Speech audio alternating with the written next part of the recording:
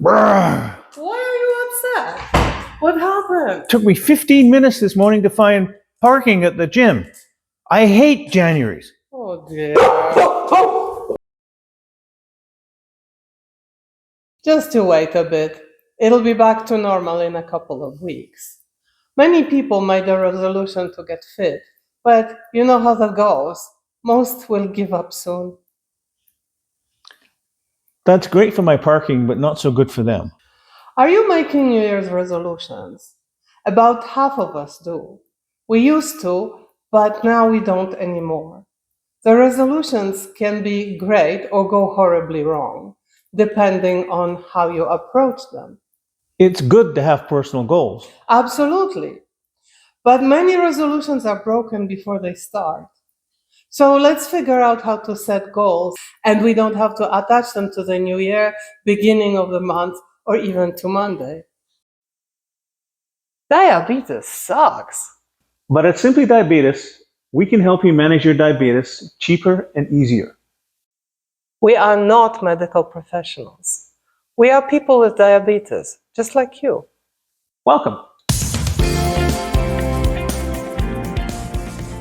About half of us make New Year resolutions. According to some studies I read, 25% of people give up by mid-January. That's only 2 weeks. And 80% of people forget the whole thing by February. Typically, people focus their New Year's resolutions on health and finances. The most popular three are very well known to people with diabetes: exercise more, eat healthier, and lose weight. And saving money is right after these big three. Oh, and another big one is quitting smoking. These are all worthwhile goals. They definitely are. And sometimes it's good to make resolutions about them. A resolution can give you a morale boost, and you can improve your health and well being. It's good to have goals. But But if you're too ambitious, it can come back and bite you in the butt.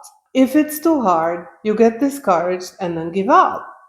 And the result is feeling demoralized. Then you're worse off than you were before. why do you think it's so hard to stick with the resolutions? It can't all be about moral weaknesses. It's not. But if you think back to our own resolutions, we found that we were too ambitious.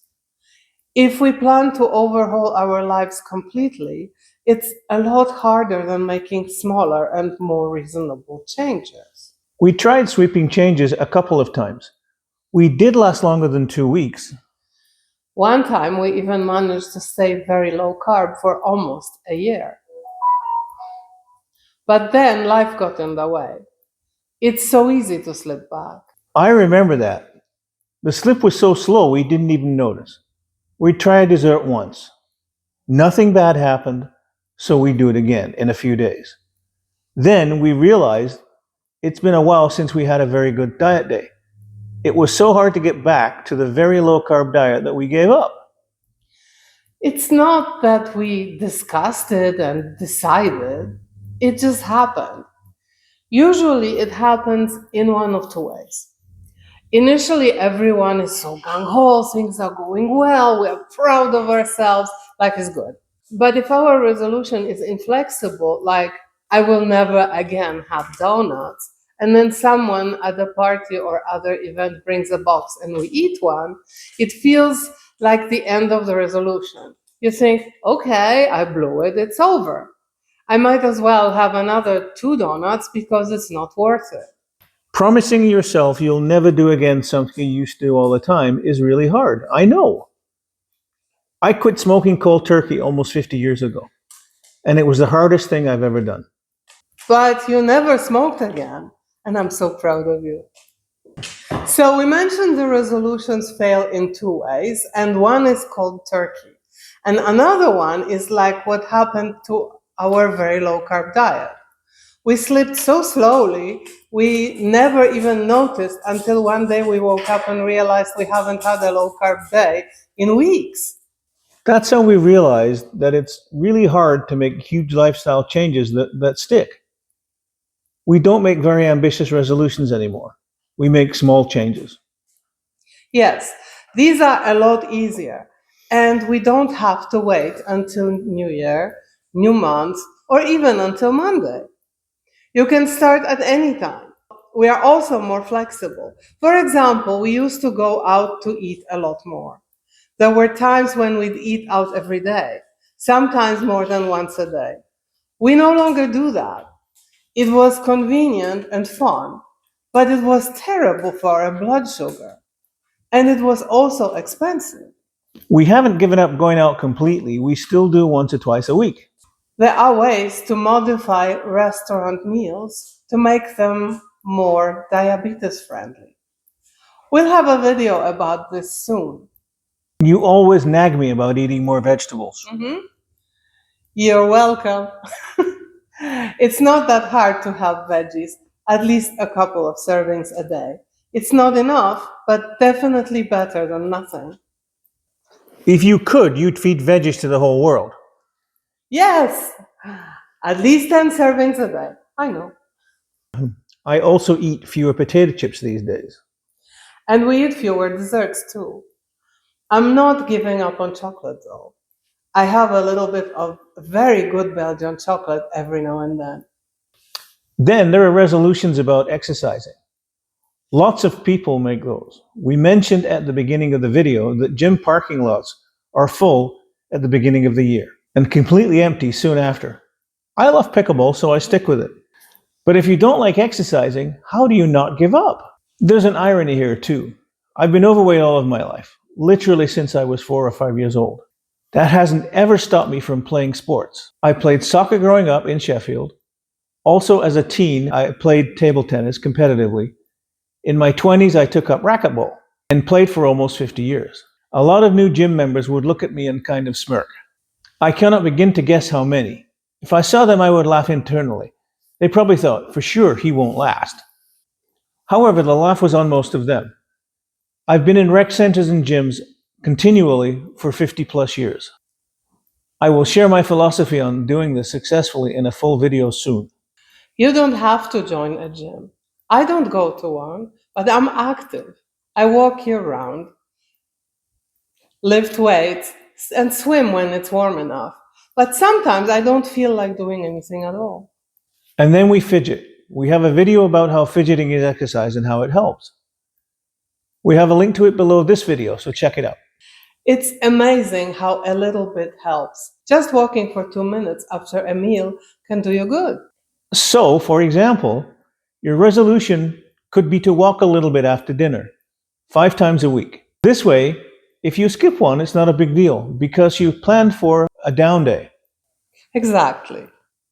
As we said, we are huge believers in small changes. We also have a video about that. I added the link below. We ditched the whole idea of big resolutions and started doing small changes. By going slowly and not being rigid, we are more successful at managing our diabetes. The not being rigid part is hugely important, particularly when it comes to special events or aches and pains for exercising. Listen to your body, and if you feel you need a rest, take it. Just don't stop simply because you don't feel like it. That's where setting goals helps. There are several kinds of goals you can set.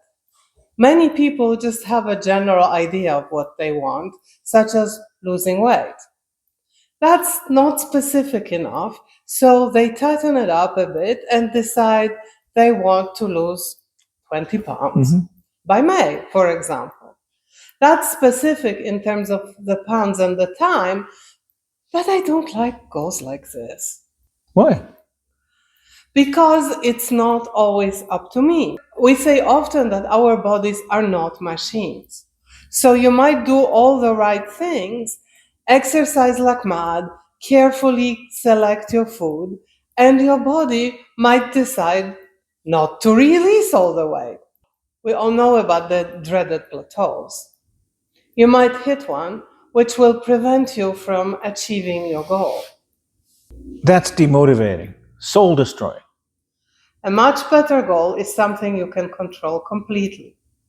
For example, I will go for a 15-minute walk after dinner, a minimum of 5 times a week. That's specific, measurable, and completely up to you. You also allow for flexibility. If you don't go today, that's okay. You can skip one day and you're still on track. You will go tomorrow. And this goal works no matter what your biochemistry throws your way. So that's our approach to resolutions. If resolutions work for you and feel motivating, go for it. If not, you might find other goal setting approaches, like monthly intentions or habit tracking, to be just as powerful without the New Year's hype. If you found this video useful, give us a like and subscribe to our Simply Diabetes channel. And don't forget to tell your friends. See you in January.